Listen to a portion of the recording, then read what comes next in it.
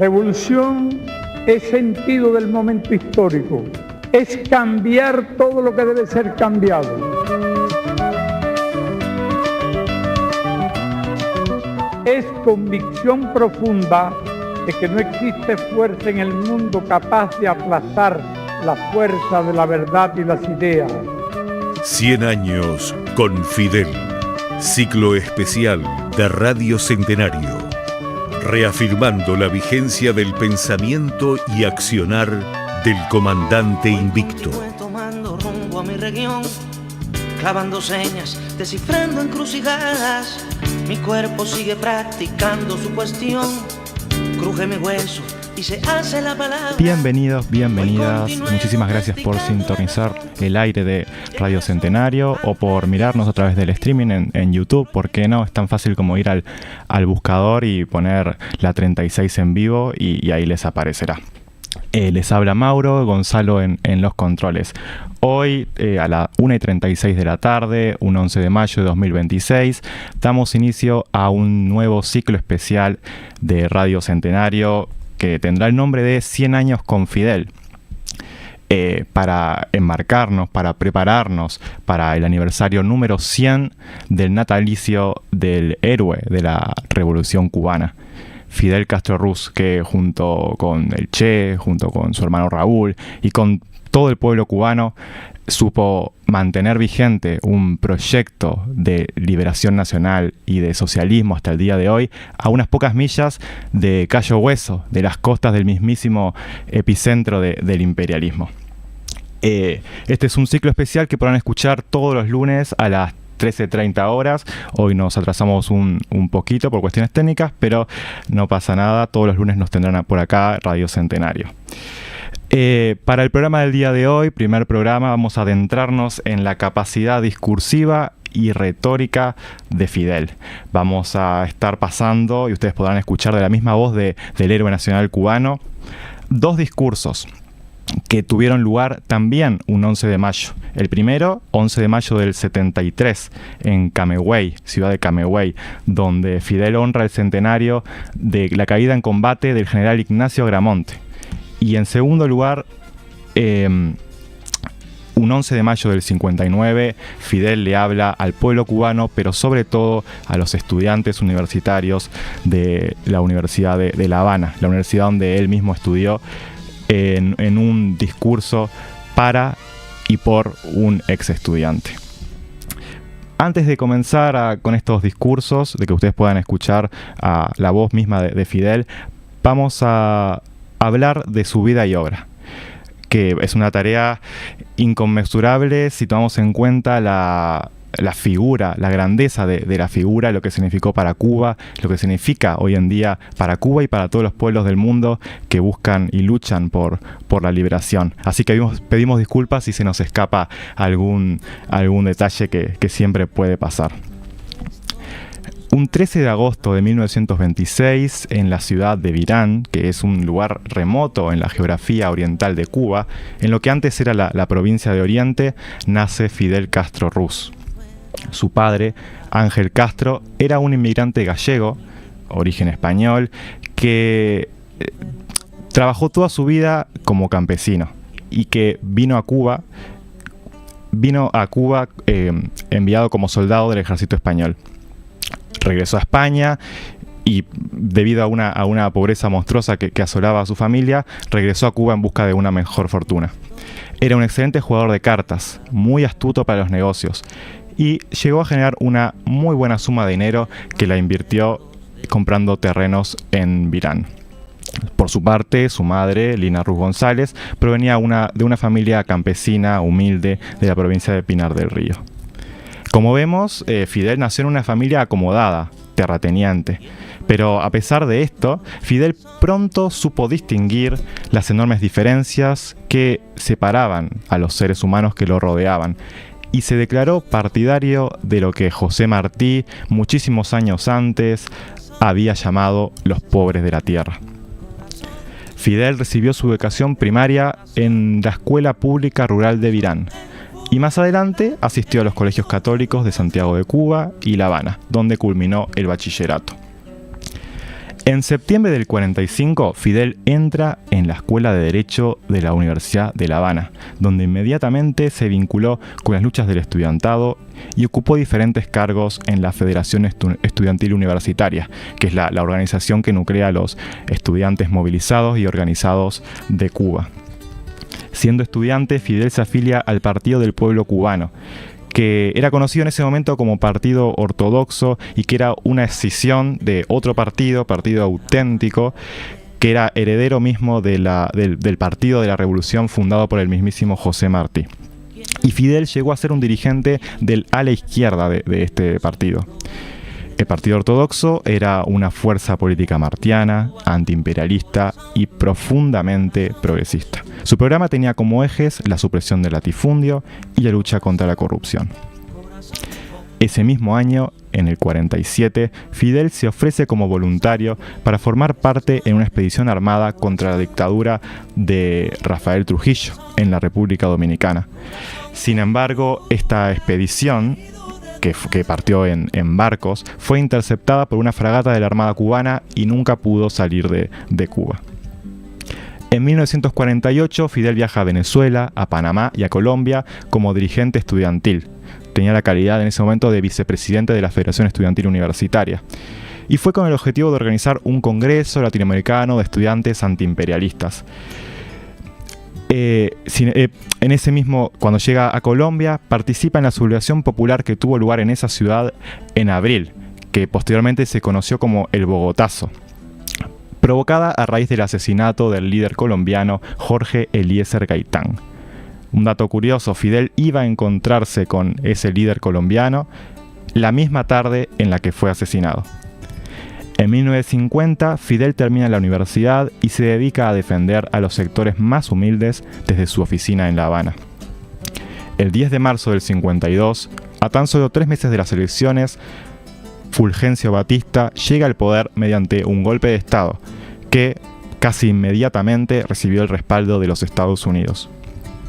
Automáticamente, Fidel comienza a organizar la insurrección armada contra la dictadura. Organizó y entrenó a un numeroso contingente de aproximadamente 1.200 jóvenes, trabajadores y estudiantes, que provenían fundamentalmente de las filas del partido de donde él venía, de la Juventud Ortodoxa. Con 160 de ellos, el 26 de julio de 1953, comandó el asalto al cuartel Moncada, en Santiago de Cuba, y al cuartel Bayamo. Fidel fue hecho prisionero por las fuerzas de Batista y se le mantuvo incomunicado durante 76 días. Fue sometido a juicio y condenado a 15 años de prisión. Fidel, como abogado que era, asumió su propia defensa y pronunció un alegato que concluyó con la mítica frase «Condenadme, la historia me absolverá». Esa misma frase y ese mismo discurso fue el manifiesto y el programa fundamental de lo que después sería el movimiento 26 de julio. En mayo del 55, como resultado de una creciente campaña popular a favor de su amnistía, Fidel es liberado. Y en las semanas siguientes despliega un intenso trabajo junto a sus compañeros de agitación y denuncia, y fundó junto a miles de jóvenes cubanos el movimiento 26 de julio, con el objetivo de proseguir la lucha revolucionaria. El 7 de julio del 55, Fidel parte hacia México para organizar desde el exilio la insurrección armada. En condiciones económicas muy precarias y sometido a la estrecha vigilancia y persecución de los agentes de Batista en el exterior, se desplegó una labor organizativa y preparatoria sin precedentes. El yate Granma zarpó hacia Cuba desde el río Tuxpan. Es el yate que tiene un inmenso valor simbólico y revolucionario para el pueblo cubano. Eran 82 revolucionarios a bordo. Durante los 2 años siguientes, Fidel dirigió las operaciones del ejército rebelde y pudo extender la lucha desde las montañas de la Sierra Maestra hacia el centro de la isla. El 1 de enero del 59, el dictador Fulgencio Batista huye de Cuba.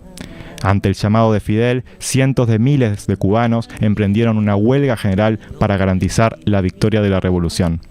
Fidel y sus compañeros entran triunfalmente en La Habana el 8 de enero. El avance del proceso revolucionario desenmascara la crudeza del imperialismo estadounidense.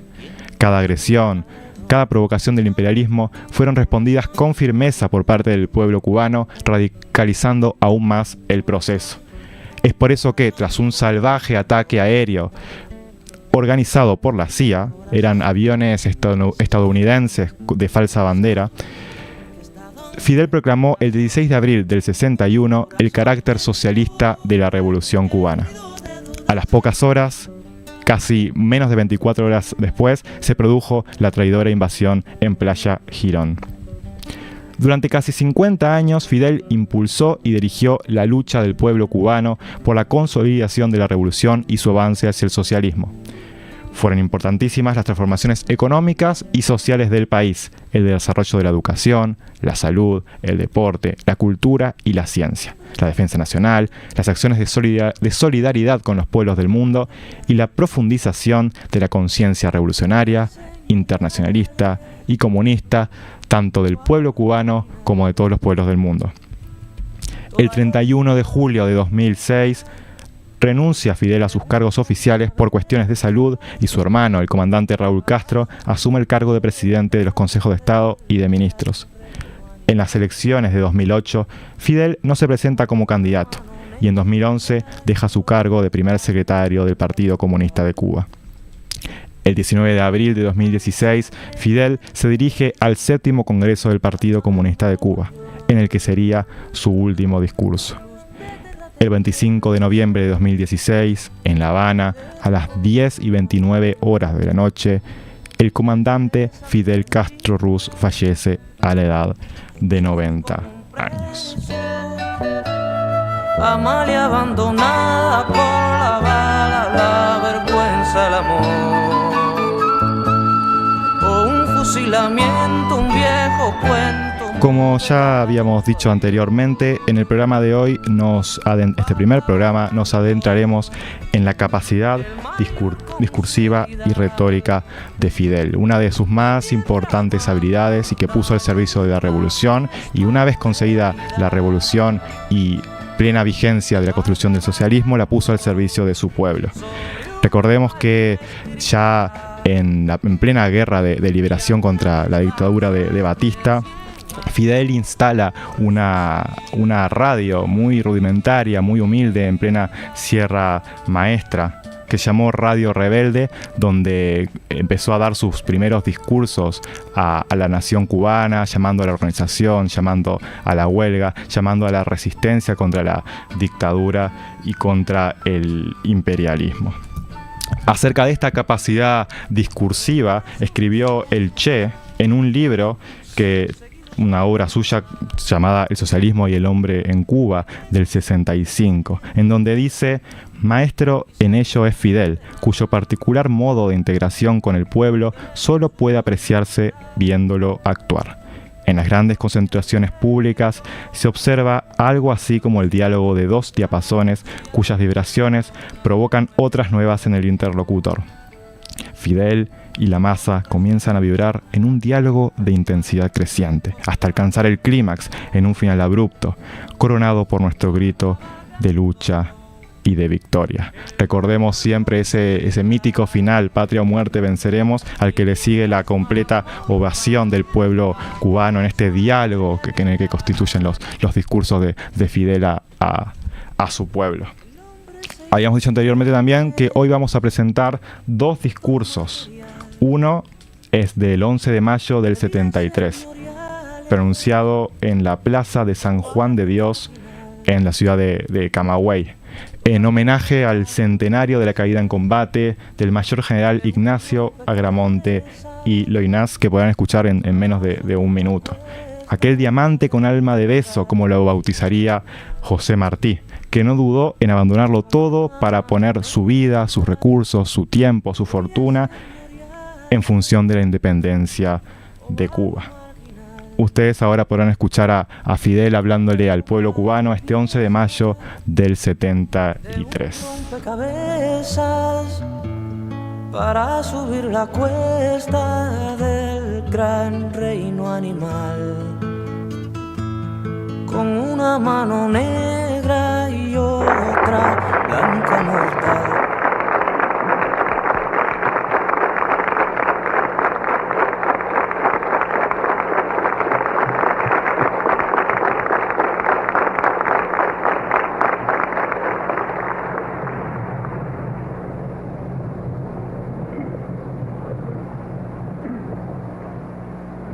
camagüeyanos. Nos reúne en la noche de hoy una fecha histórica que fue amarga y dolorosa en la larga lucha de nuestro pueblo por su independencia, la caída en combate del mayor general Ignacio Agramonte el 11 de mayo de 1873.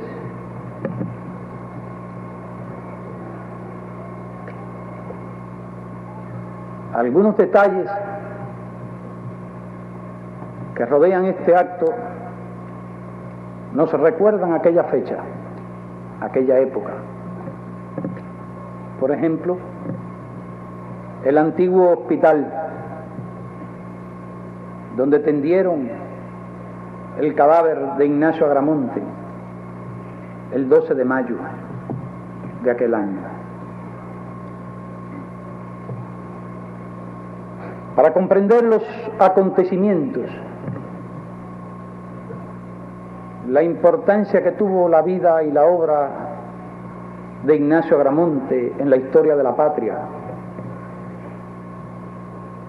para comprender la significación de esta fecha,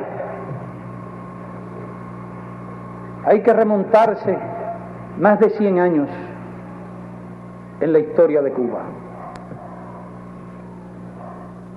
Hay que hacer un esfuerzo de la imaginación. No era el Camagüey de entonces el Camagüey de hoy. No era la Cuba de entonces la Cuba de hoy. No era la vida de entonces la vida de hoy.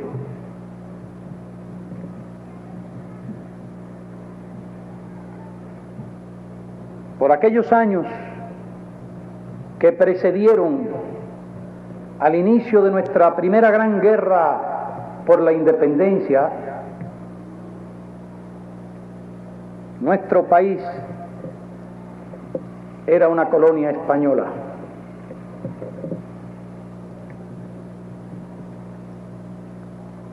Donde España había ejercido su soberanía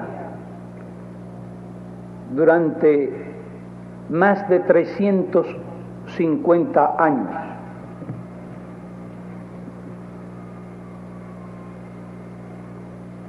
No había una nación en el sentido que tenemos hoy, ni un pueblo en el concepto que tenemos hoy.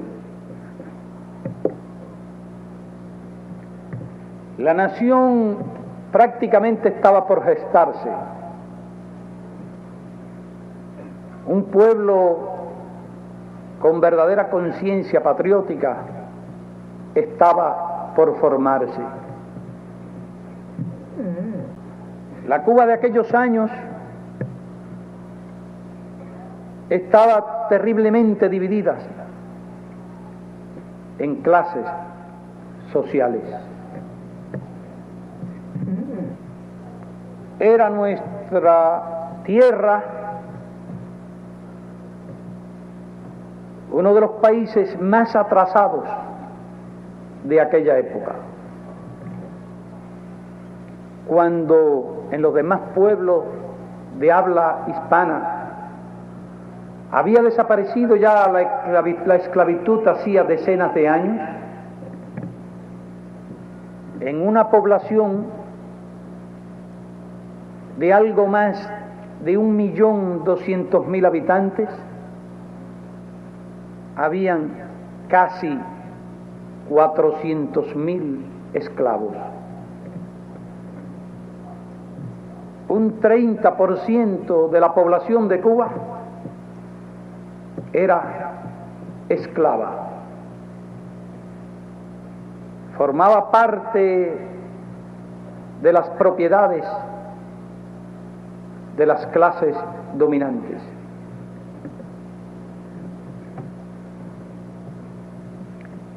Otra parte importante de la población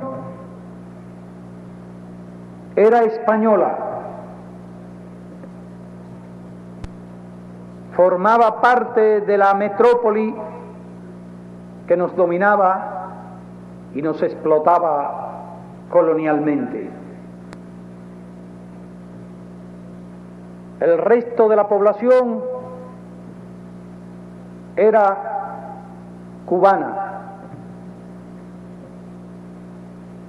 Los descendientes de los antiguos conquistadores y colonizadores españoles y los descendientes de los esclavos liberados en aquella fecha. Claro está que la parte de la población cubana descendiente de los antiguos españoles participaba en un grado importante de las riquezas, mientras la población española se dedicaba fundamentalmente a las actividades comerciales y administrativas. Una parte de la población cubana era poseedora de importantes riquezas, dueña de plantaciones cañeras, de ingenios azucareros, que claro está, eran muy distintos de los ingenios de esta época.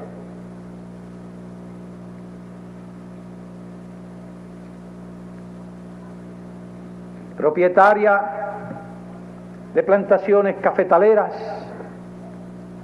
y también de estancias ganaderas. A la vez, una parte de aquella población ejercía las llamadas profesiones liberales, abogados, médicos y otras.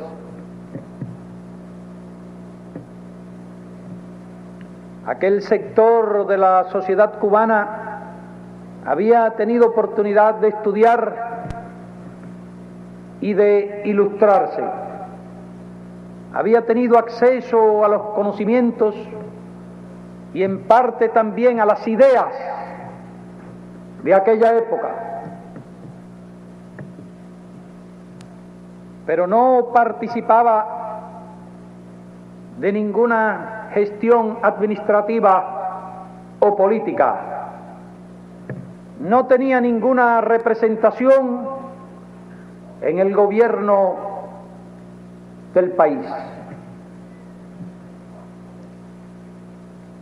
Esto, cuando ya habían transcurrido aproximadamente 50 años desde que otros pueblos de habla hispana se habían liberado.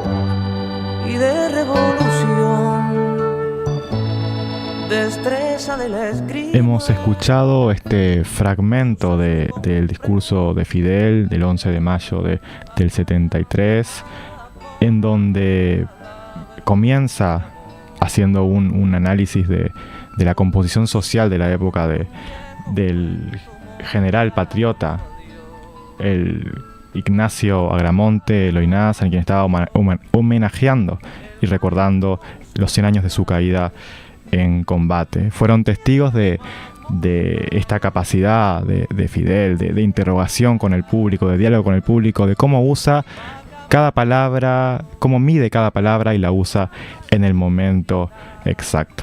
Ahora vamos a irnos a una breve tanda y a continuación les presentaremos un segundo fragmento de otro discurso de Fidel, como ya les habíamos adelantado, al pueblo cubano, pero especialmente a los estudiantes cubanos.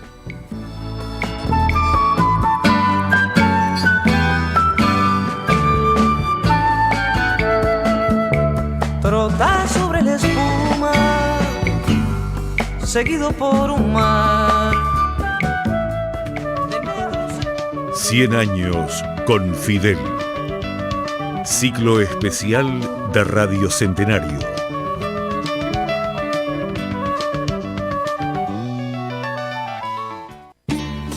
Fogón antiimperialista.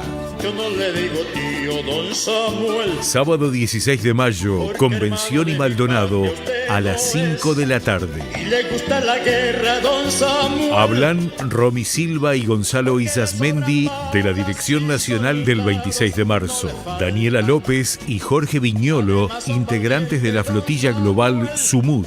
Camille Chalmers desde Haití. Es un descarado, un inmoral. Habrá cantina y música en vivo. Antiimperialistas siempre, con Cuba y Palestina. Por la liberación de Tiago Ávila y Saif Abukeshek. Fogón antiimperialista. Al mentirle al pueblo en nombre del tío Sam.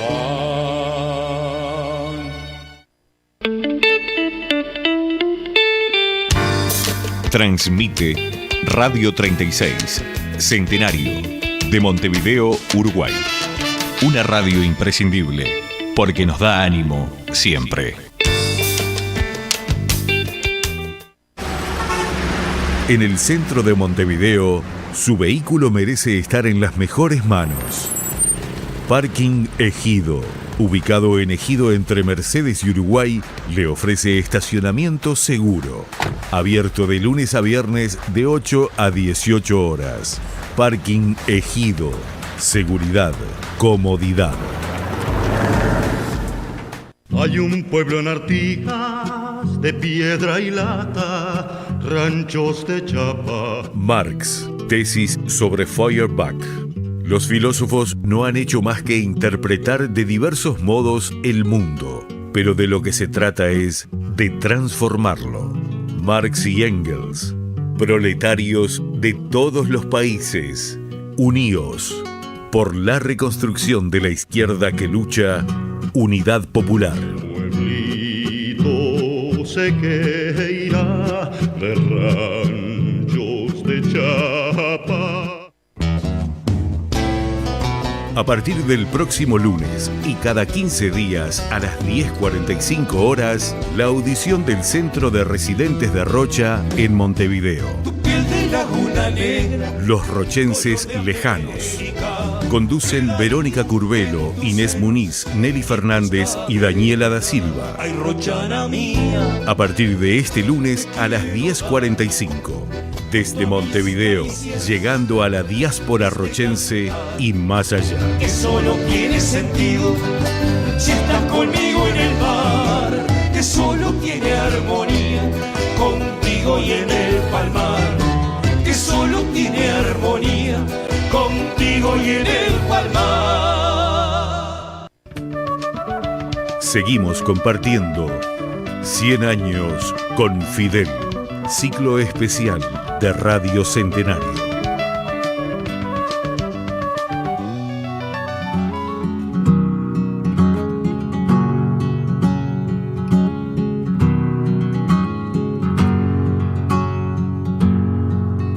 Compañeros poetas, tomando en cuenta los últimos. Muchas gracias por quedarse atentos y atentas a Radio Centenario. Seguimos con este ciclo especial 100 años con Fidel para prepararnos para el aniversario número 100 del natalicio del héroe de la Revolución Cubana. Ahora ustedes van a poder escuchar un segundo fragmento de un discurso de Fidel, de también un 11 de mayo, pero esta vez del año 59, en el que Fidel se sube a las escalinatas de la Universidad de La Habana, la universidad donde él mismo había estudiado y donde posteriormente solía decir que en esta universidad me hice revolucionario, donde aprendió de la ideología de Martí, aprendió del socialismo, aprendió del antiimperialismo y dio sus primeros pasos en la lucha estudiantil, en la lucha gremial, como integrante de la Federación Estudiantil Universitaria. Este discurso también es importante porque, como curiosidad, recordemos que este fue un 11 de mayo del 59. Bueno, tan solo unos días antes Fidel de pronunciar este discurso, Fidel se encontraba en nuestro país. Sí, había llegado un 3 de mayo, se quedó durante 48 horas. Recordamos esas imágenes y esas notas de prensa de un aeropuerto completamente colmado de gente, el aeropuerto viejo, de estudiantes, de obreros que reclamaban unas palabras, una imagen de Fidel, y que casi no le dejaban salir del aeropuerto, donde se acercó a las zonas afectadas por unas graves inundaciones de esa época a llevar alimento, a llevar insumos, medicamentos, insumos que hoy también necesita el pueblo cubano y que es importante ayudarles en este recrudecimiento del bloqueo que se vive ahora mismo en la República de Cuba, y donde necesitan la solidaridad de los pueblos del mundo, como ellos en su momento también, y lo siguen haciendo, auxiliando a los pueblos que lo necesitan. Recordamos, ahora van a poder escuchar un fragmento del discurso pronunciado por el comandante en jefe Fidel Castro un 11 de mayo del 59, siendo primer ministro del gobierno revolucionario, en un acto en el que fue invitado como orador en la Universidad de La Habana, y que comienza con un "voy a ser breve, compañeros, puesto que yo estoy a la sombra y ustedes están al sol". Los dejamos escuchando a Fidel.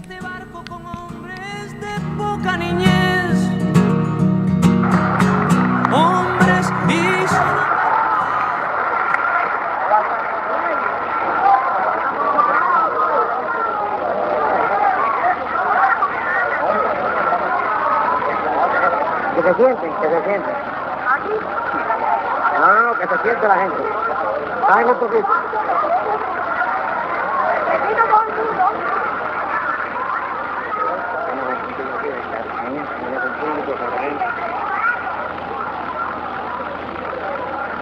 Compañeros universitarios, voy a ser breve.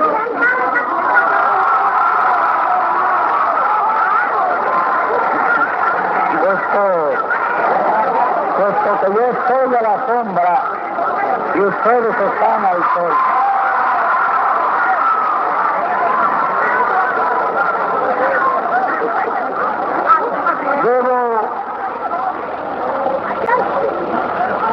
Debo confesar, esta mañana de hoy ha estado repleta de emociones para nosotros. Es cierto que visitando otras universidades tuve como cubano la satisfacción de ver el entusiasmo con que nos recibían en todas las universidades por igual los estudiantes de todo el continente. Y eso al visitante lo impresiona extraordinariamente.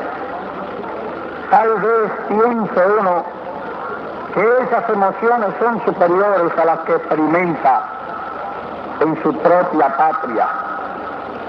Mas quien así pensase estaría equivocado. Porque a mí me parecía natural venir a la universidad, detenerme allí en las cadenas de la entrada del Calixto García, atender por esa calle que conduce precisamente aquí a la Escuela de Derecho, donde nosotros no fuimos muchas veces a clase, pero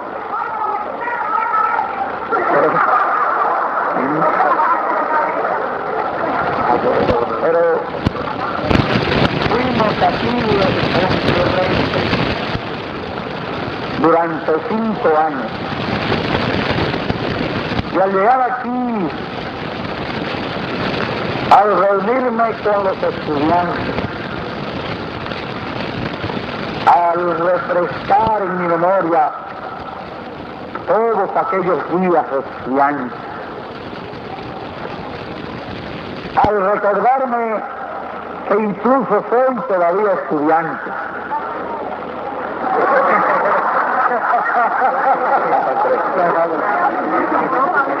y que tengo que examinarme,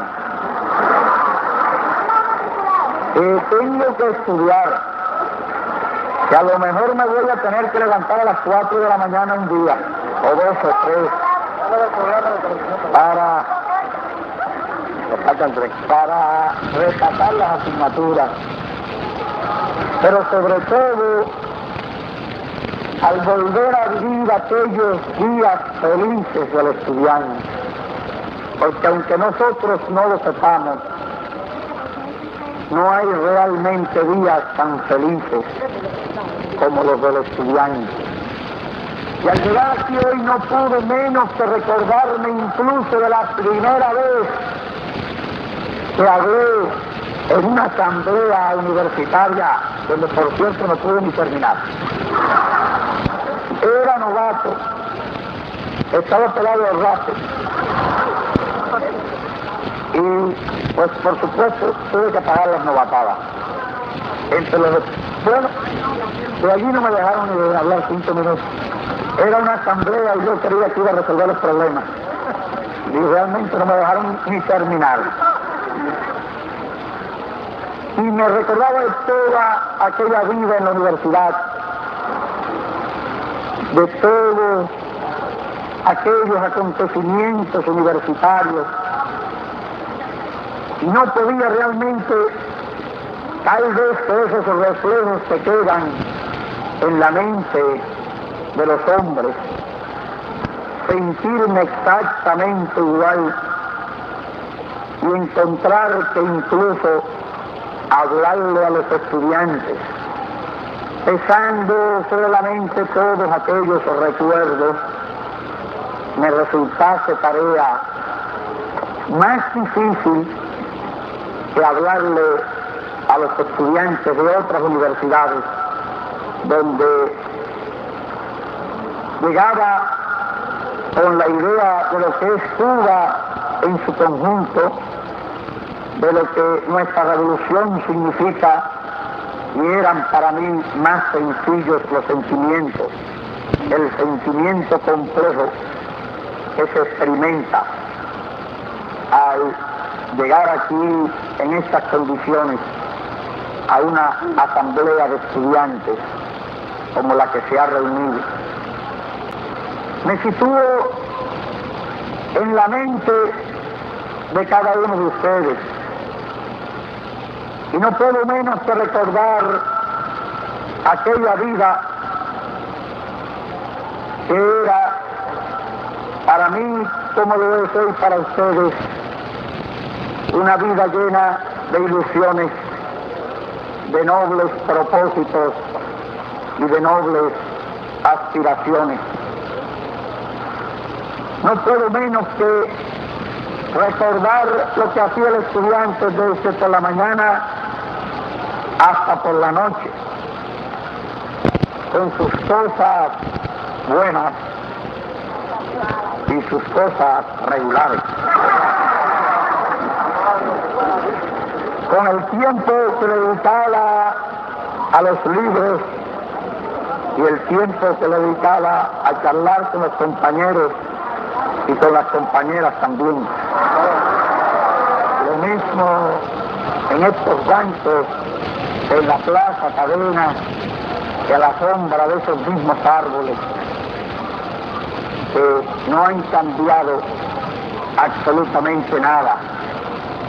Y recordar también que quizás las ideas que hoy estamos tratando de realizar en la patria fueron ideas muchas veces expuestas en esos bancos, no en actos grandes, porque en aquella época nosotros pasábamos un gran trabajo para que nos publicaran cualquier cosa y un gran trabajo para poder reunir una multitud y un gran trabajo para poder disponer de los medios con que hacer llegar nuestro pensamiento a zonas más amplias del pueblo. Pero sí recuerdo que muchos de estos discursos que hemos tenido que pronunciar después, ya los habíamos pronunciado muchas veces debajo de esos árboles de la universidad. Eran más o menos las mismas cosas, solo que nosotros como estudiantes no teníamos la suerte que tienen ustedes hoy. Nosotros vivíamos en aquella atmósfera mediocre que caracterizaba los años anteriores a la tiranía en nuestra república. Nosotros vivíamos aquellos años de frustración en que el que hablaba de ideales, el que proponía fórmulas mejores para el progreso y la felicidad de nuestra patria, podía pasar perfectamente como un iluso o un soñador en medio de un ambiente donde aquellos ideales jamás habrían de convertirse en realidades.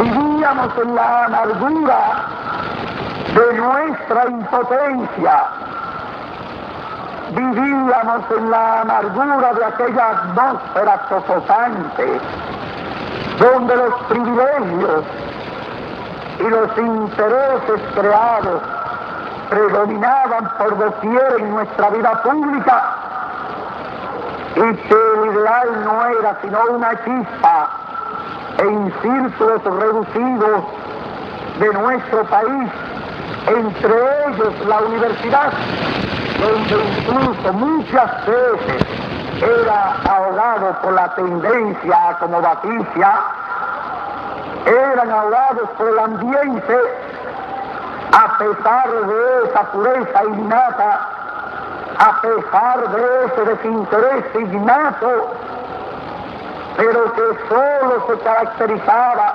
solo se escenificaba en breves momentos, en determinadas etapas, para volver a languidecer en nuestra universidad, porque no podía sustraerse del medio en el cual se desarrollaba y poco podía influir sobre el ambiente nacional en aquellas circunstancias como pudo hacerlo después, porque fue precisamente de la universidad donde surgieron los hombres que han dirigido esta revolución. Y fue aquí en esta universidad donde, si bien académicamente no aprendimos todo lo que podíamos haber aprendido, sin embargo fue para nosotros una gran escuela en el orden de la psicología humana, de la experiencia social, de la preparación para la lucha que más tarde habríamos de llevar adelante. Y tan es así que muchas veces me he dicho a mí mismo que habría sido de esta obra en la cual nos corresponde una parte importante de responsabilidad sin la experiencia que hubimos de adquirir en la universidad. Muchas veces me he preguntado cuántos errores habríamos de cometer hoy sin la experiencia, sin el conocimiento de los problemas humanos que adquirimos en esta universidad.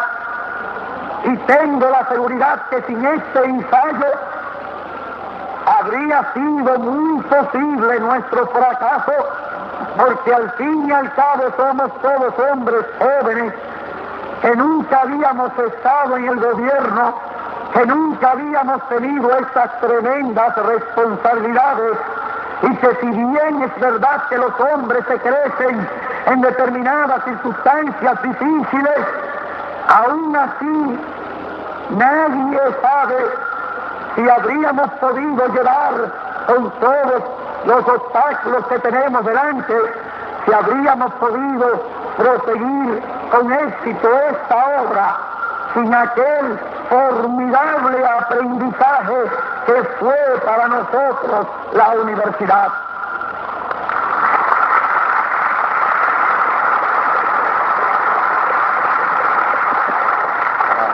Nos enseñó de la vida, que vale tanto como saber de letras o saber de ciencia, porque hay hombres muy cultos, pero que viven en una torre de marfil. Hay hombres muy cultos que todo lo ignoran de la realidad humana. Y es más, entiendo que la universidad nos humanizó. Entiendo que aquí invertimos gran parte de esa energía primitiva, de esas pasiones un tanto primitivas también, con que venimos al mundo, y muy frecuentemente acostumbro a pasar revista de todos aquellos años universitarios en que, obcecado con las ideas propias, me parecía que todo el que no pensaba igual que yo era un enemigo de la patria, era el hombre más perverso de la tierra, el más canalla y el más inmoral.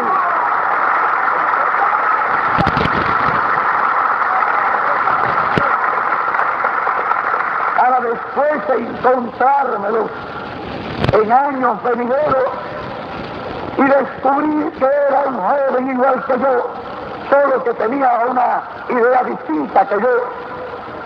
Era un joven con las mismas preocupaciones que yo, solo que aspiraba en la asignatura, en la misma asignatura que yo aspiraba en la clase, y que aspiraba más o menos al mismo cargo dentro de la asociación que aspiraba yo, y que tenía un grupo que lo apoyaban a él, y como uno se creía el mejor de todos, le parecía que los que no estaban con uno eran los peores de todos.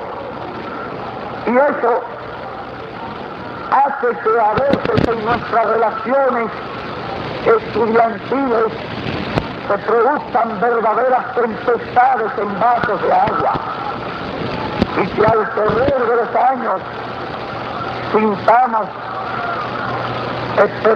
experimentemos esa sensación de que la pasión nos cegaba y de que pocas veces le dábamos paso al raciocinio. Porque debo decir que nosotros los estudiantes, y todavía en la partecita que me toca de estudiante,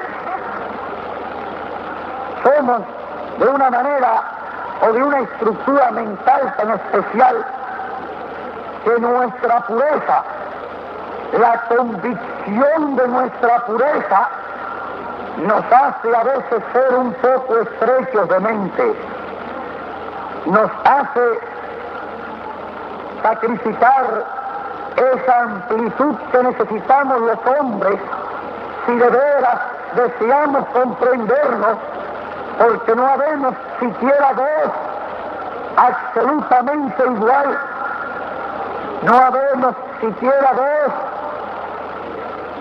que pensemos o creamos absolutamente igual, y es preciso buscar aquel común denominador que une a los hombres en vez de dividirlos, buscar aquella comprensión que hace a los hombres amarse en vez de odiarse, muchas veces por prejuicios muchas veces por errores, porque pienso en aquella etapa universitaria que nosotros vivimos, porque pienso en el ideal de la nueva vida universitaria, porque deseo que entre los estudiantes pueda existir siempre la mayor unión que solo se produce cuando marchan en pos de grandes aspiraciones, porque fue así lo que ocurrió a través de estos 7 años de lucha, que los estudiantes se unieron en pos del gran ideal de liberar la patria, como nunca antes se habían unido, unión que debe mantenerse para que nunca las cosas pequeñas, las aspiraciones pequeñas, dividan y segmenten y siembren las pasiones entre los estudiantes. Porque tiene esta generación estudiantil una tarea muy grande por delante. La revolución que estamos haciendo no llegaría al máximo de sus realizaciones si parejamente no se produce en nuestras universidades el equipo de hombres que salve la tremenda laguna que por ausencia de hombres técnicamente capacitados, porque hasta hoy mucho de lo que produjo se perdió en la mediocridad del ambiente, mucho de lo que produjo nuestra universidad se perdió en la corrupción y en la politiquería que caracterizó nuestra vida pública. Y sin embargo notamos hoy esa carencia de hombres que tanta falta nos hacen para llevar la obra de la patria nueva hacia adelante.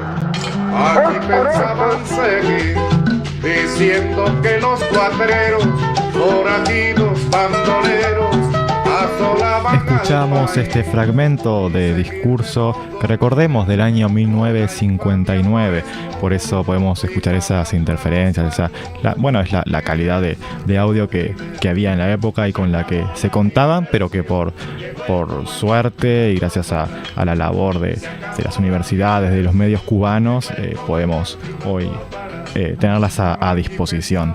Rescatamos también ese diálogo, esa complicidad que tenía Fidel con su público, como ya decía el Che, y que lo rescataba. Somos testigos de cómo Fidel y su público, que no es nada más y nada menos que su propio pueblo, se hacen uno.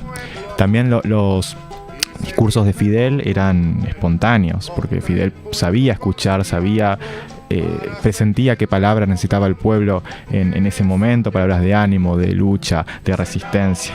Si Fidel hablaba mucho, Fidel también escuchaba el doble.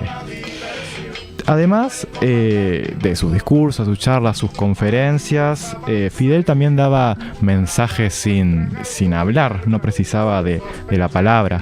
Recordemos la anécdota en la que Fidel Castro es invitado a participar en la Asamblea General de la ONU en Nueva York. Y cuando llegan a un hotel, él y su comitiva, bastante prestigioso, en el que se iban a hospedar, viene el gerente y les exige un depósito de $20,000 en garantía por posibles daños para que se pudieran quedar. Y Fidel va y le pregunta al gerente: ¿me lo pides tú o me lo pide el Departamento de Estado? Obviamente los cubanos, la comitiva, no contaba con ese dinero en efectivo y amenazaron con, si no podemos quedarnos acá tendremos que acampar en el parque. Y se disponían a ello cuando un grupo de organizaciones afroamericanas de resistencia negra les consiguen un lugar para hospedarse a la comitiva cubana, que es el Hotel Teresa, en la localidad, en el barrio de Harlem, allá en Nueva York, que era nada más y nada menos que el epicentro de la política y de la resistencia de la raza negra en los Estados Unidos y particularmente en la ciudad de Nueva York. Fidel no necesitó ni una conferencia de prensa ni una gran charla para hablar del racismo y de las desigualdades en el pleno seno de la sociedad norteamericana. Fue su propia presencia, fue el sentarse a conversar con el mismo pueblo de Harlem, en hospedarse allí donde no estaba esperado que se quedara, lo que significó todo ya un símbolo. Bueno, terminamos por acá el programa de hoy, este primer programa de 100 años con Fidel, para prepararnos, para enmarcarnos en rumbo a esta celebración que se dará este año, una fecha histórica tanto para Cuba como para todos los pueblos del mundo que enfrentan el imperialismo y que pretenden construir una alternativa emancipadora. Nos despedimos y nos vemos el lunes que viene por acá en el streaming de Radio Centenario, al aire 12:50 AM, todos los lunes 13:30. Así que me despido y nos encontramos hasta el próximo lunes. Y se acabó la diversión, llegó el comandante y mandó a parar. Aquí pensaban seguir diciendo que los cuatreros, forajidos, bandoleros, asolaban al país y seguir de modo cruel, con la infamia por escudo, difamando a los barbudos, y en eso llegó Fidel.